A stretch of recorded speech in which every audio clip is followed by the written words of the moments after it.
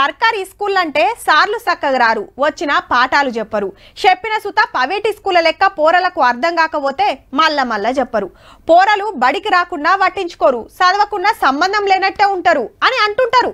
అందరు అట్లనే ఉంటారని కాదు, కొందరు పోరలకు పాఠాలు అర్థం చేపిస్తానికి ప్రయోగాలు చేపించుడు, ఆట పాటలతోని నేర్పించుడు చేస్తుంటారు. అసొంటి బడే గిది కూడా.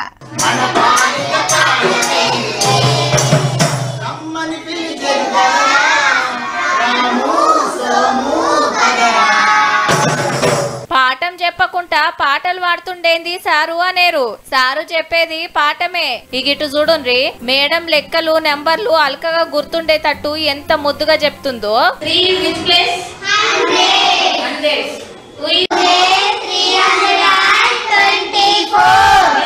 పోరలు కూసున్న కుర్చీలు గిట్లా చూసి ప్రైవేట్ బడేమో అనుకునేరు.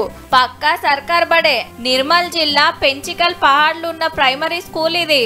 ఈడ చదువంతా ఆట పాటలతో చెప్పుడే కాదు, టెక్నాలజీ ఆడకం చేసి క్యూఆర్ కోడ్ తో సుతా పాఠాలు చెప్తున్నారు. ఎవరన్నా బడికి రాకున్నా ఆ టెన్క చదువుకునేటట్టు ఇకమతి చేసిండ్రన్నట్టు.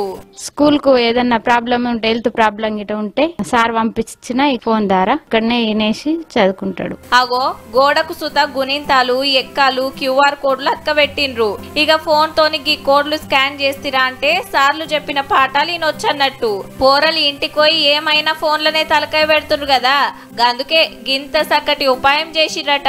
పదే ఫోన్లను పట్టుకుని ఉంటున్నసరికి ఇది ఫోన్లతో ఏదైనా టెక్నాలజీ యూజ్ చేస్తే వాళ్ళు దాన్ని చూస్తారని నేను ఏం చేసుకున్నా అంటే ఇది క్యూఆర్ కోడ్ మీద ఒక ఆలోచన వచ్చింది. ఈ స్కూల్ కు ఏం సవలతులు కావాలన్నా ఊరోళ్ళంతా తలా ఇన్ని పైసలు వేసుకొని చేస్తారట.